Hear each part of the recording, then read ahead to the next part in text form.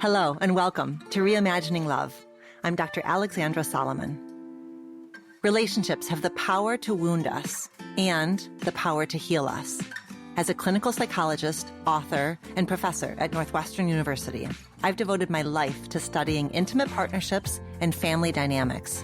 On Reimagining Love, I'm here to translate complex clinical topics into tools and takeaways that you can use in your relationships today. If you're ready to develop relational self-awareness and create vibrant and loving relationships with the people who matter most to you, you've come to the right place. I'm so glad that you're here.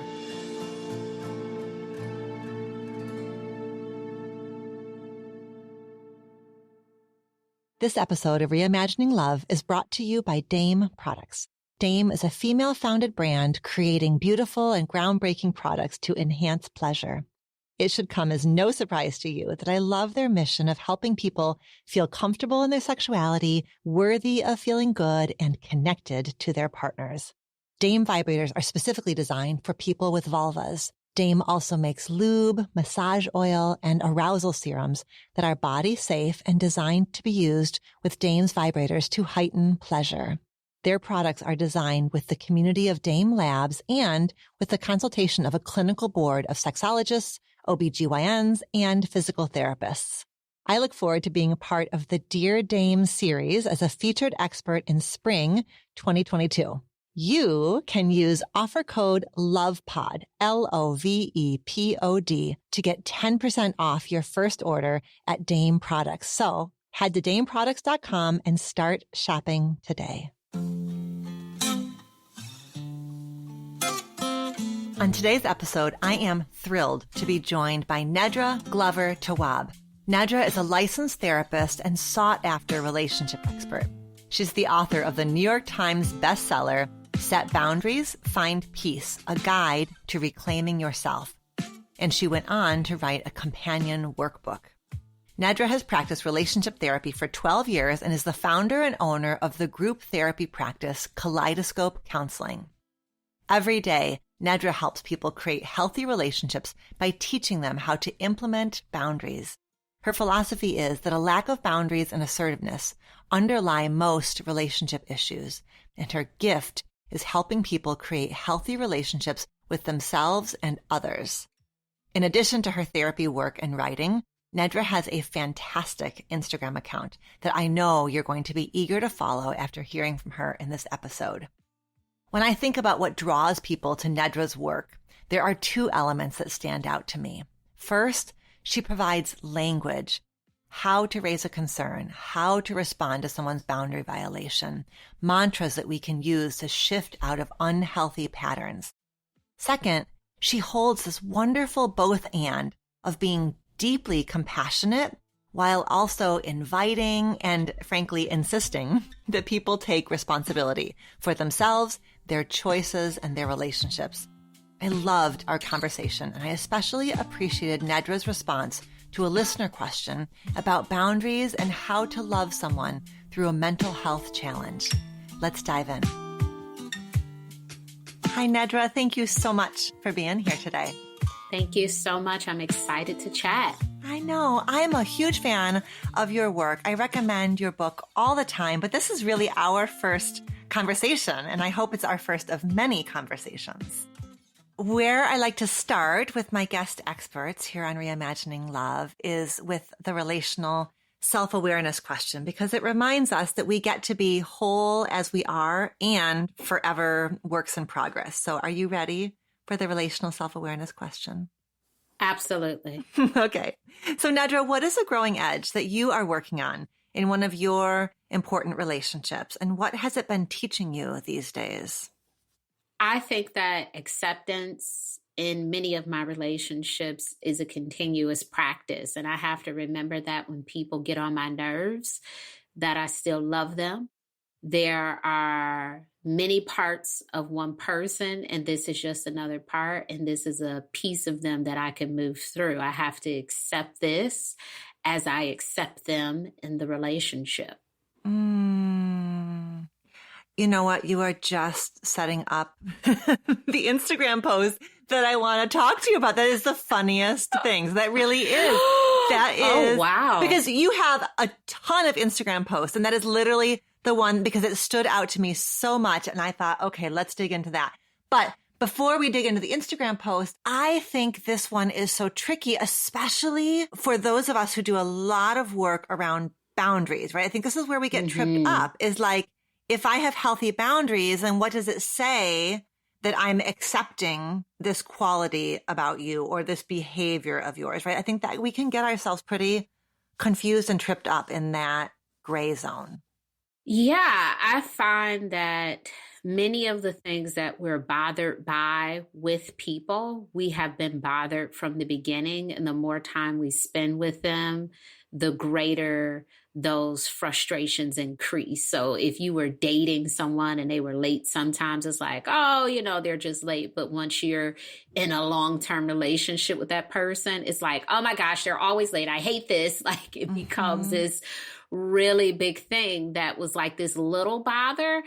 And what work do we need to do around this is a great person. This is why I chose to be in a relationship with this person. Clearly, they have this tendency towards being late to things. How do I manage that? Perhaps it is on me to drive separately. Right. Perhaps it is on me to say, hey, I'm going to give you an earlier time because I know you're going to be late. Like, how do I manage my frustration around this thing that they present with that I'm accustomed to some extent, that I need to learn to accept this instead of trying to change it, because lots of these behaviors existed before we got into relationships with people. Some of it is just personality. When I think about our relationships with our children, there are just some things that people do.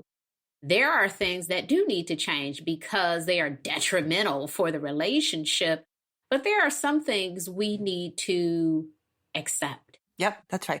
So are there specific practices that you have found particularly helpful in your own growing edge? Like when you notice yourself feeling irritated and you want to move yourself back to a place of acceptance, are there things that you specifically, like your kind of go-tos? I really like to journal through discomfort. So when something comes up that's really bothering me, I am the sort of person who goes inside. I don't have a lot of outside words. I always say, what's happening in my head? No one needs to hear it. So I need to really think about this. And one way that I think about it is I write about it. I revisit some of those things I wrote about in the past about this. Sometimes I do vent to my therapist about things. And that's a wonderful way to gain some perspective, because my therapist could say, well, remember this? And it's like, oh, yeah, I do remember, this thing, so in our relationships with people, before we get to this place of this relationship is done, we really have to think about the level of offense. Yeah. A few weeks ago on Instagram, I saw someone say, I never hear you encouraging people to stay in relationships. And I said, well, that's really interesting, because I think what we're always trying to do is stay in relationships. We're not really trying to leave relationships. We're trying to figure out ways to make them work better. And acceptance is a part of that, allowing people to be themselves, because I want to be able to be myself too. And I know I annoy people. I tell my children all the time, especially when they get into a fight with each other, and they're like, she's annoying. I'm like, guess who else is annoying? You're annoying. I'm annoying. Dad is annoying. The dog is annoying. The mail lady is, everybody's annoying. Everybody has the potential to be annoying. Sometimes I annoy myself. Right, that's right. I cannot get away from myself. Yeah, it's a part of being in relationships with people. So how do you accept that annoyance will be a part of this? Perhaps when I'm annoyed, I need to go to another room for a minute. Yep. This would be a great time for me to go watch TV by myself, or to grab a book and read it, because I'm a little annoyed. It's not necessarily on the other person to do anything. Maybe it's on me sometimes. that is one level. I mean, I think what's so tricky about annoyance is annoyance can start to feel like objective truth, that it really does. Like the phenomenological experience of annoyance is if you stop doing that thing, I would be less annoyed. So the urge is to control or change the other. But I love this invitation you're making, which is to inquire about whether our annoyance may simply at the most surface level reflect our own fried nervous system, right? That your chewing is too loud because my system is just so frazzled right now. And so really the most loving thing I can do is take myself out of the situation, go take a nap, go take a walk, go read a book, just be in a room by myself. And I think especially after 2+ years of a pandemic, we all are at risk of feeling fried and edgy. And so that annoyance really does kind of signal that our own system needs and deserves a reset. Absolutely. It's been one of the greatest lessons of being a therapist, just knowing that perhaps it is me removing myself from the interaction. It's not always people needing to do something. On the days that I see clients, I'm very careful about what type of conversations I have with certain people. I'm very particular about answering certain people's phone calls because it's like, I have listened to at least 8 people problems today. Okay. So I don't want to hear about the same issue that you have on this particular day. I don't have the capacity. I don't want to say anything mean to you. I don't want to be short. I don't want to come off as irritated. So this is simply not a good time for me to talk. Because at the end of the day, I'm like, just get over, like, deal with yourself. Quit your job already. Right. We're not going to pick this apart. We're not going to look at the layers. We're just going to go with a solution.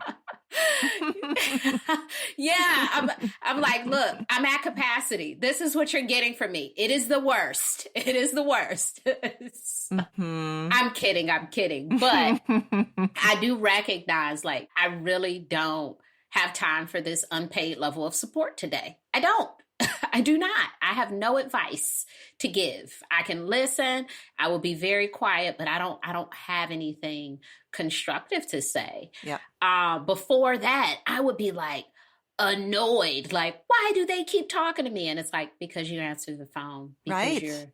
You're available to talk to them. Remove yourself. They're not doing anything that you're not allowing them to do in this situation. That's right. Well, and there is, right, certainly sometimes it is don't pick up the phone, but sometimes it is exactly what you're saying. Like, this is what I have available. I have a listening ear and I can offer maybe some sympathy, but I'm not in a place for deeper digging, lots of like kind of well-attuned empathy, strategy, like those things are not available. So sometimes there is that middle ground of I will talk to you, but all really I can do is like just stay quiet because that's all you really want from me, actually. Yeah. Yeah. You don't want to listen.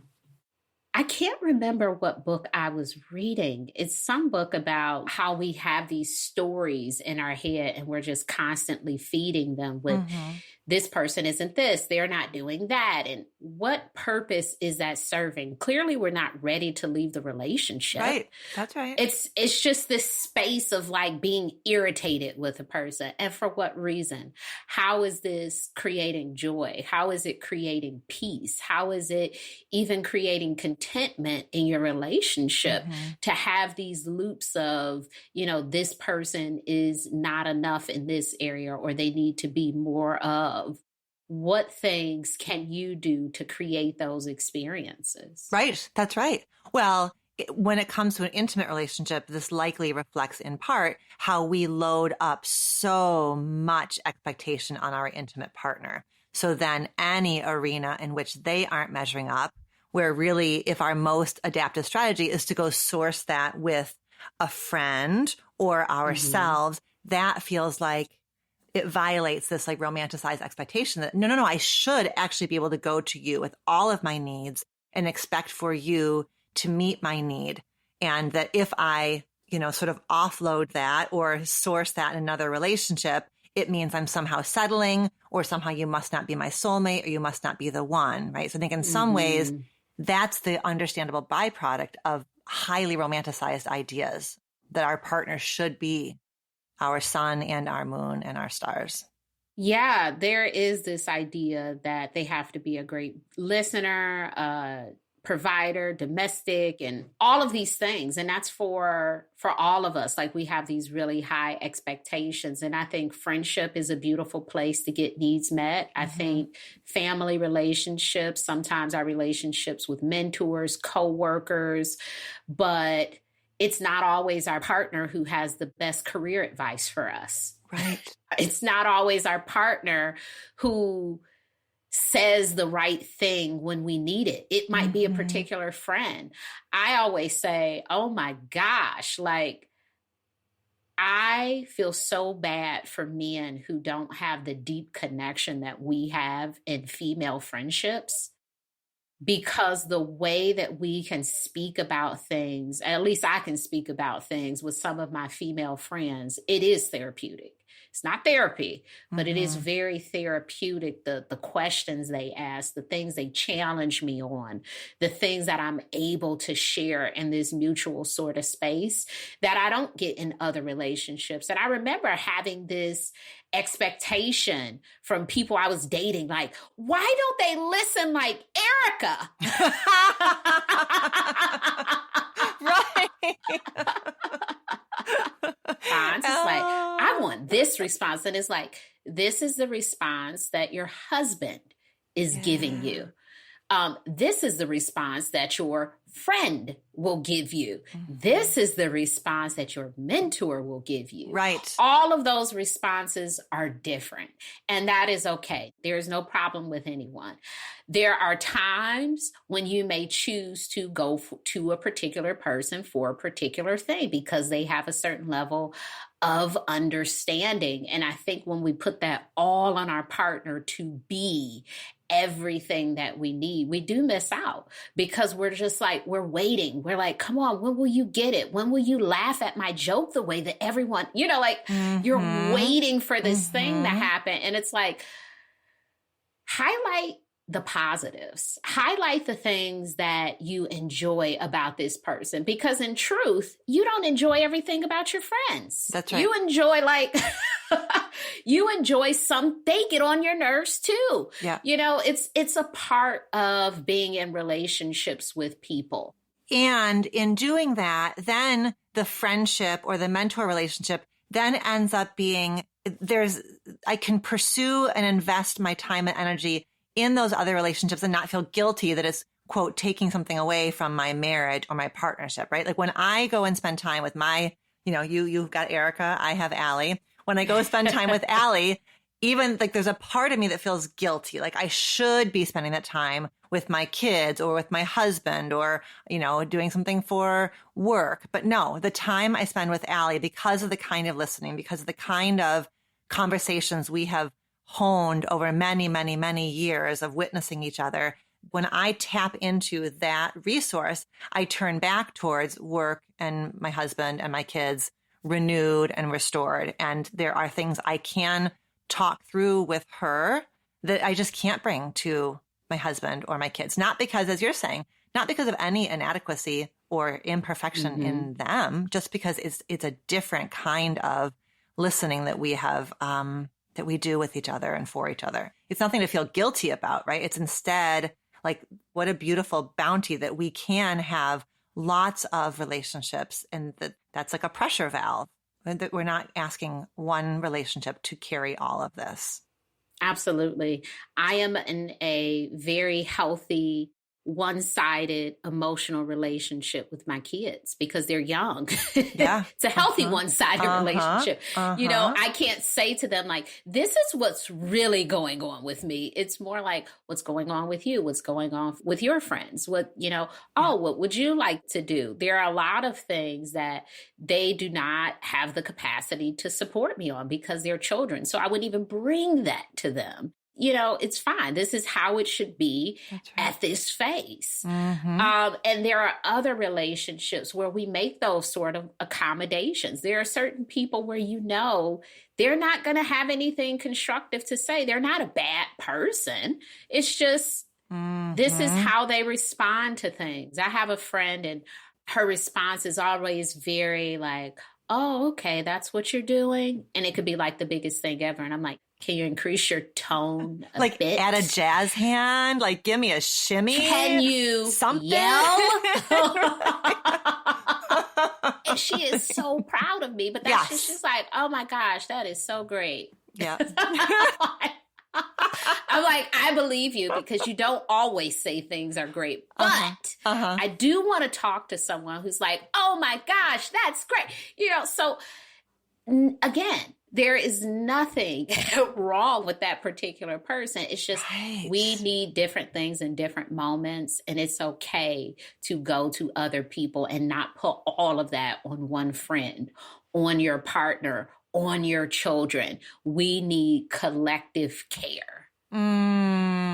Collective care. That's right. And celebrating what our friends or our partners do bring to the table rather than continuing to punish them for what they don't bring to the table. My husband has a thing. He's had it for years. He calls it, at my house, I'm Allie, and he calls it the Allie tax. And the Allie tax is basically the price he pays every year for loving me, right? For all the wonderful things that I bring to the table. I'm also going to bring some parking tickets and some things I forget to tell him that I, put on the credit card when I should, all these kind of like things. These like, he has to ask me 5 times for the statement about the blah, blah, blah, these things that where it's just the price of loving me.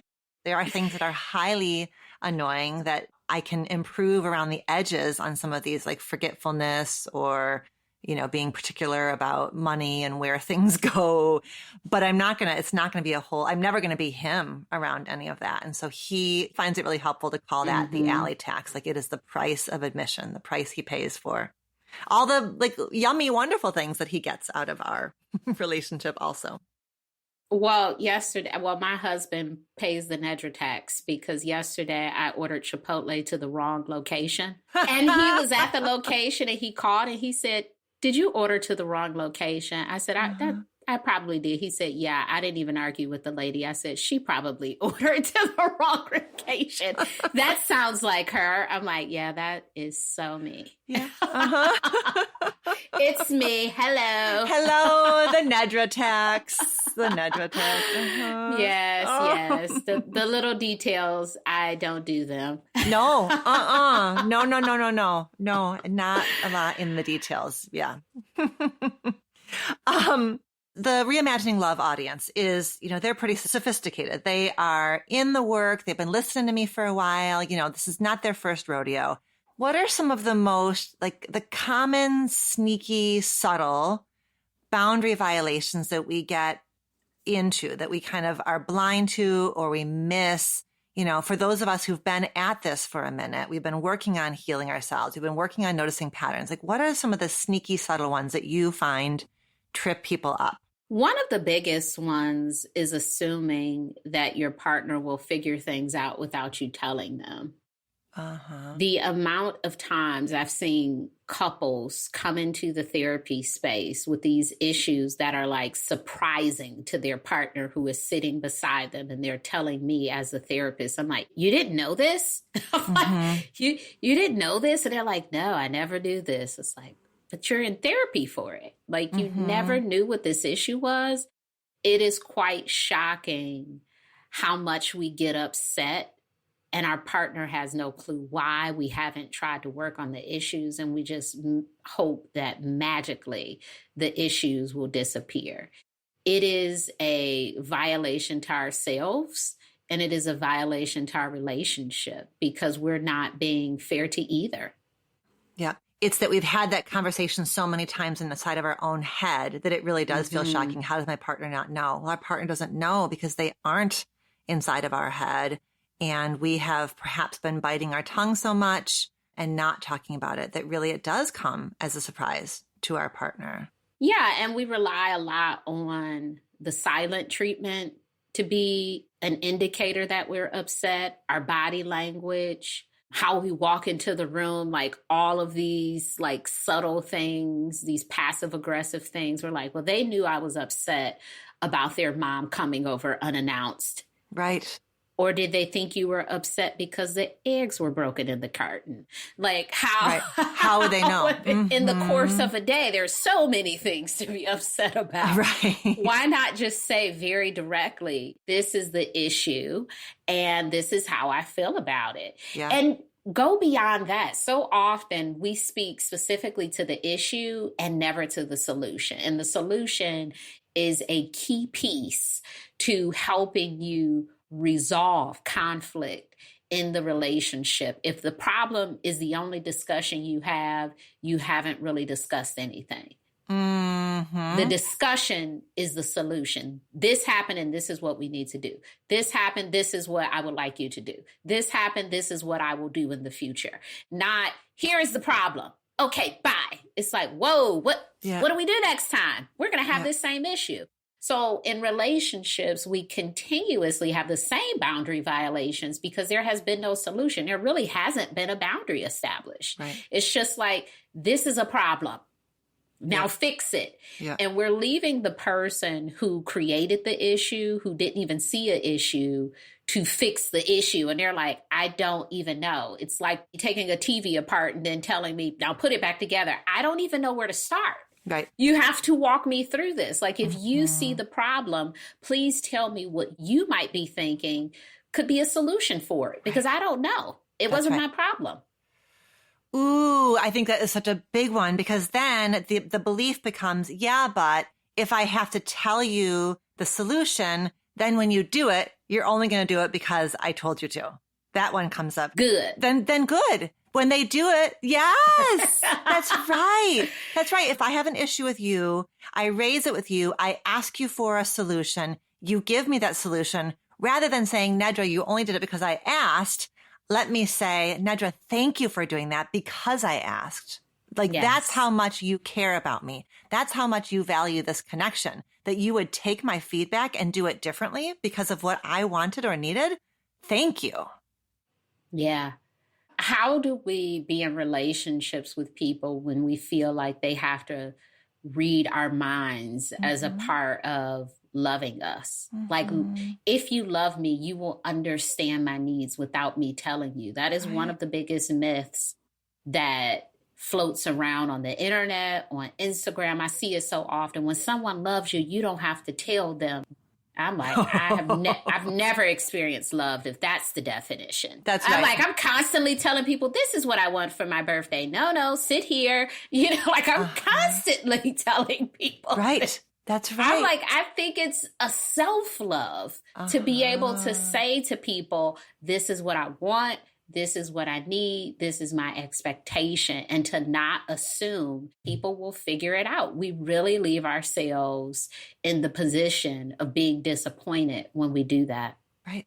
Listen, I think people come by that tendency sometimes for very, very deep reasons, right? If I grew up in a home where it wouldn't have made a lick bit of difference if I had asked for what I needed, people would not have been able to give me what I needed, then it really actually is a growing edge to learn how to advocate for myself and ask for what I need, right? So it is, and I think especially for those who grew up as girls and women, I think for people who occupy lots of marginalized identities, this idea of like, oh my God, I'm about to take up some space, I'm about to advocate for myself, it can feel really frightening, really confusing, and really brand new.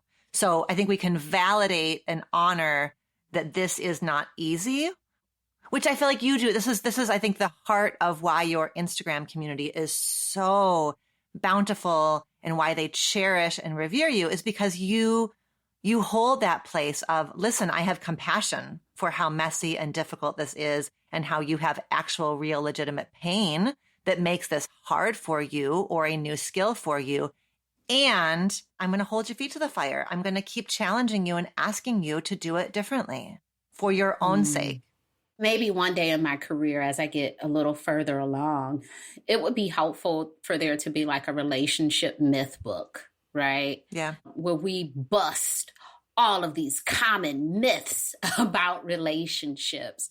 And I have about 100 I can think of.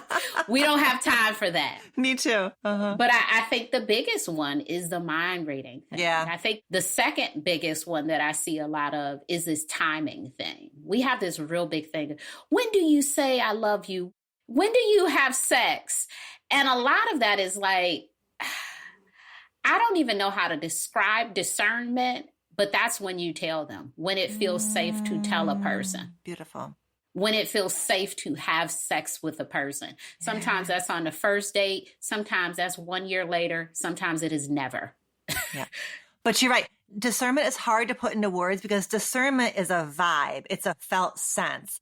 Yeah, people ask you and I and people like us for how many dates or how many months or how many whatevers because they want that external one because discernment is subtle and it requires a practice of connection with self and an awareness of what safety feels like in the body.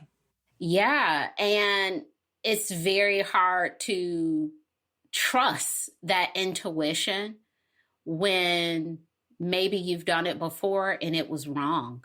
Mm-hmm. Or maybe you've been asked before and you've said yes, and that person wasn't who you thought they would be. Was that discernment or was that people pleasing? That's right. So it is very interesting that we have this significance around the timing of things. If you date someone for 6 months, should they want to marry you after 6? It's like, sometimes people know within the week. Sometimes it does take 1 year. Again, these are not things that are set in stone. It's really based on the person, what's going on in their life. And no therapist, no relationship coach or anyone can tell you this is it and that's absolute because it's not true. It's not true. I mean, you're hitting on something else that's sneaky in our field, which is there's a lot of money to be made by telling people. Ooh, yes. Yes. So it's like being a psychic. Oh, yes. Right. A psych. Yes. People want that definition. If they could have that, it would just feel better. Right. Someone once asked me, would you want to know when you die? And I said, no, I would live differently. Mm-hmm. I don't want to know that. No. Mm-hmm. I would live differently.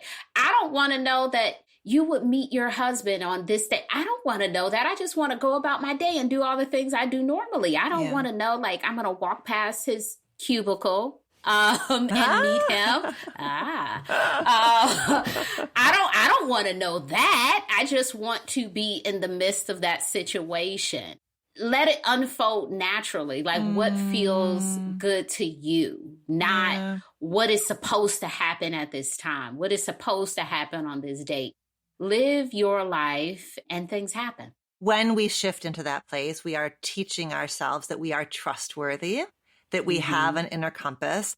And that's hard. I mean, I think a lot of us to offload our responsibilities onto the guru, the psychic, the fixer, the expert, right? Just tell me what to do and I'll do it. There's such a temptation in that because then we don't have to do the hard work of trusting ourselves and we can just take in a resource from the outside. But it's ultimately so disempowering to say like, well, now I got to turn back to you again to tell me the next thing. When do I have a baby or what, I think it's just, we keep ourselves disempowered when we look for answers from somewhere else.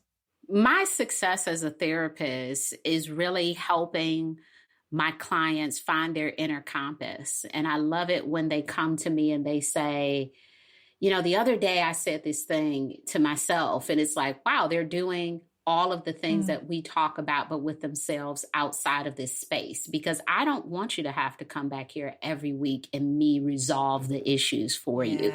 I want you to resolve the issues outside of this space and hopefully get to a point where you're telling me the other day I had a panic attack and I started breathing and I was able to calm down. I don't want you to have to call me every time you have a panic attack. That might be okay in the beginning, right? That we're in that space of crisis management, but hopefully the growth in our relationship is you being able to do some of the things that we talk about with yourself outside of this space. Right. And that can sometimes be a grief when somebody starts therapy. I think sometimes we have this notion that when I go to therapy, my therapist will just tell me, break up with him, marry him, have sex with him, on June 15th, that we think that like, okay, now finally I'm here and I will sit before the therapist and she will tell me how to live my life. And there can be a grief in coming to that reckoning that actually what your therapist is going to do, I think if they're worth their fee, is exactly what you're describing, which is help you access your own compass, figure out what it is that's gotten in the way that's led you to not listen to your own compass and kind of find it again, reconnect with it.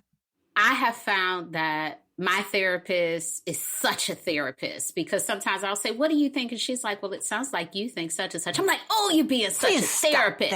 Stop being a therapist and be a coach.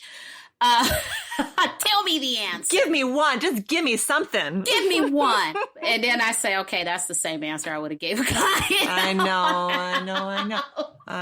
Do you know what my therapist does? This is the worst. She will sometimes threaten when we used to see each other in person. She would threaten to come over across the room and hit me on my head when I was being self-critical. And I was like, that I am a therapist and I know you are not supposed to threaten violence against your clients. She said, except other therapists. That's right. The rules don't apply when you know damn well what you are doing.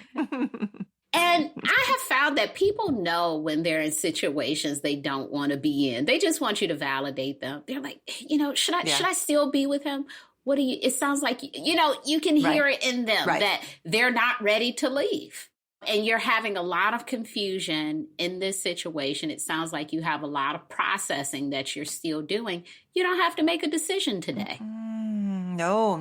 There's no decision to be made. That's right. And there is a lot to learn in the staying, right? I don't do that when someone's like, I regret I didn't leave 3 years ago or whatever it is. No, in those 3 years, I have every confidence you were learning a ton about yourself and you are readying yourself. Yeah. Mm-hmm.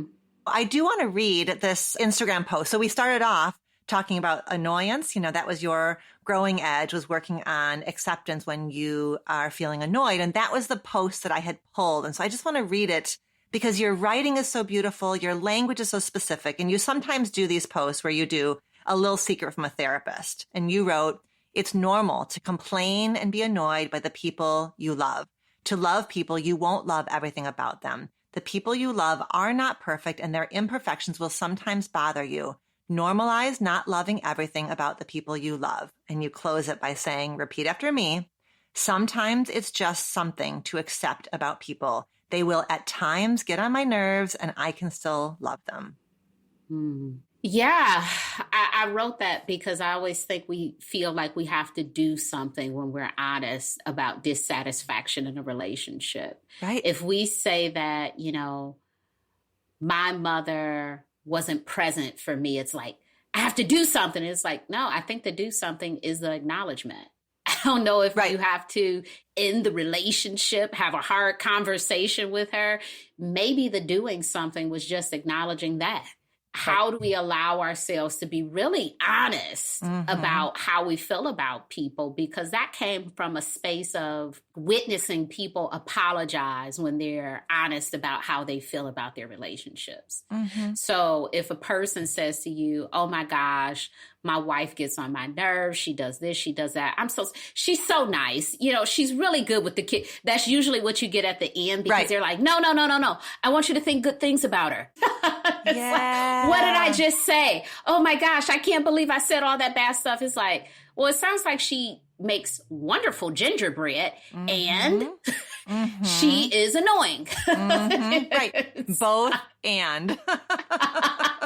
That's okay. Yeah. Like you can just have that bad part and you don't have to make her seem like a saint after you've said that stuff. Like that can be true too. Clearly you're in the relationship for a reason. So because you've said these maybe complaints or whatever it was, it is okay. It does not mean you're leaving your relationship. It just means that you're upset. You want to complain. There are some restaurants that really get on my nerves and then next week I'm back there. It doesn't mean I'm done, I'm boycotting. It's like, no, they just got on my nerves today, but see you next Tuesday. I love the food. That's right. And sometimes saying the complaint to your therapist, to your Erica or your Allie, sometimes saying the complaint out loud just takes the sting out of it. Sometimes the stuff that lives inside our heads only grows and takes on a life of its own and starts to really scare us. So sometimes just blurting out that, oh my God, I'm so annoyed with my husband. that just deflates it. And then it's like, okay, and also, he's all these wonderful qualities. Mm-hmm. All right, let's help this listener from Philadelphia. You ready? She wrote in to the show and she said, I would love to hear your thoughts and suggestions for best supporting a partner with depression without falling into unhealthy dynamics of caretaking. My partner withdraws and acts cold when he's struggling, which in turn activates some of my deep wounds. How can I best balance my own care, soothing an activated inner child who fears abandonment, and offering him love and support? One of the biggest things we must do when we are in relationships with people who have mental health issues, particularly ones that they're not addressing, is take care of ourselves, because it's so easy to get into the role of caregiver and making sure they're taking a medication. And are you going to therapy? How are you feeling today? How can I help you? When many of your needs are being unmet. So it's very important for you to create some collective care. Also for you to have some people to talk to about how you're feeling about these changes in your relationship. And frankly, you have to be very direct with your partner about how this is impacting your relationship and the need for them to get help in how they deal with the depression that is impacting the relationship. Because being cold is not okay, right? Now, I understand a person may withdraw, but if someone is starting to be mean or that sort of thing, we don't want to say, well, it's the depression. Right. You know, we don't want people able to do things because they are depressed, right? There is still some dynamic of being in a relationship. And yes, mental health issues does impact your relationship. It is really important to make sure that you are addressing your needs and that you are encouraging your partner to deal with their issues. What are you willing to do? That's another thing. I think that people feel like they have to take on all those needs, and it might be once a day, I'm willing to do this, or I'm willing to ask them once a week, you know, how was your therapy session? But it doesn't mean that you have to do everything to support them in their depression. What do you have the capacity to take on? Right. We don't know how she defines caretaking. There's one extreme where somebody can feel like anything I do to take care of my partner is codependence and enabling, and I become a doormat. And I don't think that, but the other extreme is feeling wholly responsible to be in charge of medication, in charge of, you know, did you call your therapist? And there's a lot of shades of gray in between there. I like the way you're framing it, which is she can check in with herself, because the teetering point is around resentment, right? Like we want her to be offering and giving the kind of care that leaves her also feeling well-resourced and like a partner rather than like a parent or like a therapist. And she can be an ally in his journey towards healing, but she can't be the beginning, middle, and end of that. I also want the two of them to be able to talk together about this dynamic, because I suspect it sounds like one of his symptoms of his depression is that he will shut down and pull away and kind of go inward. And as he does that, her wounded inner child gets activated. And I suspect that she kind of pursues and she, you know, is kind of reaching for him.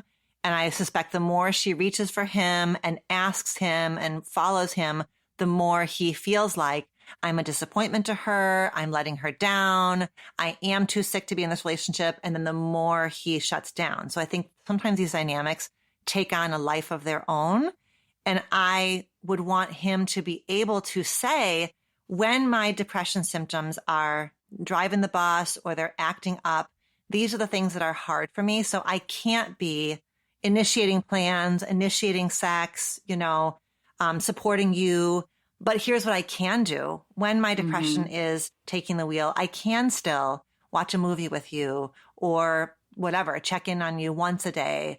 Or, you know, can he get real about what's reasonable for her to expect of him so that he gets out of that loop of I'm letting her down, so I got to pull away even more, if that's what's happening, which I would suspect it would be, because I think that's so often, especially when it's a man struggling with depression, that urge to like pull away because I feel like I'm letting you down.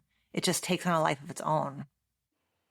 Agreed. I definitely think that he has to communicate how he will deal with his depression and not in a way where he's being cold and mean. That's right. Being cold and mean, that's not going to work. That's not okay. Like you said, depression is not a permission slip to act any old kind of way.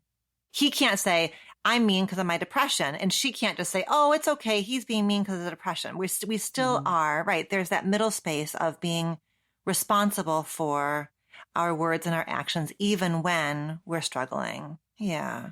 Yeah. I want her to check in with herself about, who is she afraid of becoming in this relationship, and is that something from her own past? Like, does any amount of accommodation of his mental health challenge feel like she's at risk of becoming perhaps, her mother who she watched overfunction for, her father who struggled with addiction or something like that? Like, is there a way that this pattern is that much more painful and tender because of some legacy that she's bringing into this relationship? And if that's getting muddy between the past and the present, I want her to have some space and support getting clear on the differences, what's different between the dynamic with this man versus the dynamic she saw perhaps with her parents. Mm-hmm. That's a good space to go to make sure that this is not a situation that is brought up by the past. And if so, how the two things are connected. Yes. A partner with a mental health challenge who's being well cared for, who's in therapy, who's getting the help they need and deserve, that partner can be a wonderful partner, right? Even if they sometimes have bouts, because what somebody who really is learning about their mental health challenge becomes able to do is advocate, It's a really different story whether he's in his own therapy or not, because if he's in his therapy, he will be learning how to advocate, stay connected to her, even when he's having a hard time. Absolutely. If a person is anxious and they can say to you, going to this social gathering is making me really anxious, and that's why I'm being ambivalent about saying yes or no, you can really understand that versus a person just being ambivalent, right? You're like, why are they won't answer the question. It's like, if someone can communicate that, it does take some work on their part to be aware of how they're impacted by their anxiety when they're feeling anxious. So there is a huge difference when someone is trying to get help or at least manage the symptoms of depression, anxiety, or whatever it is, so they can communicate that in a relationship, because it does still require a lot of communication. That's right. Good. All right, my dear, we have done it. We talked through so many different, it was just so fun to explore all these avenues with you. And I know that listeners are going to really benefit from this conversation. So thank you to this listener from Philadelphia for sending in a really thoughtful question. And thank you, Nedra, for your reflections on this question and for all of the really fun conversation about relationships and boundaries and all of the things. Yes. Thank you for having me. This was fun. I suspect that lots and lots of Reimagining Love listeners already follow you and already have your book and your workbook. But if this is the first time somebody is learning about Nedra, first of all, you're welcome. But second of all, you're welcome to the listener, because now you are about to enter this wonderful world of all of Nedra's tools. But what do you think? What's the best place for somebody to get started with your work? The best place to get started is Instagram, and I am at Nedra Tawwab. I have a website that is packed with tools and worksheets, quizzes for people to take a look at. Also, my book, Set Boundaries, Find Peace, is available in most places that books are sold. And I have a workbook to go with the book called the Set Boundaries Workbook. Mm-hmm. We will have links to all of that in the show notes. Thank you, Nedra. Thank you for having me.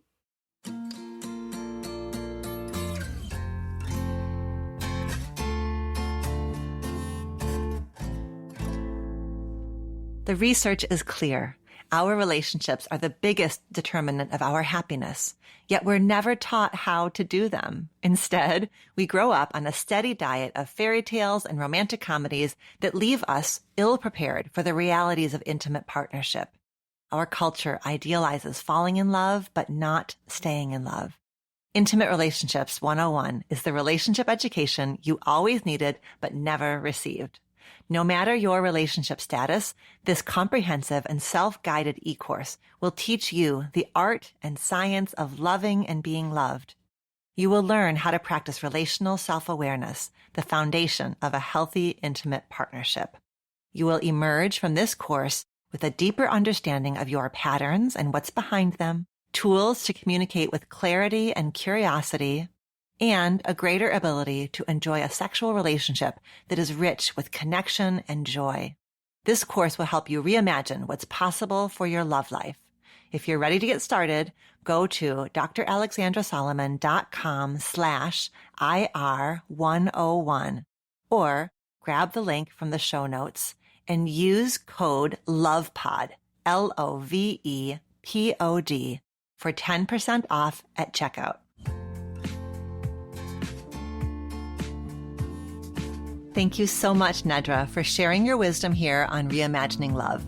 I so admire Nedra's approach to navigating relationship boundaries, and I hope that our answer to the listener question lands for you because it is such a nuanced and important topic. You can find ways to connect with Nedra in the show notes of this episode. Until next time, be well. Thank you for listening to our show.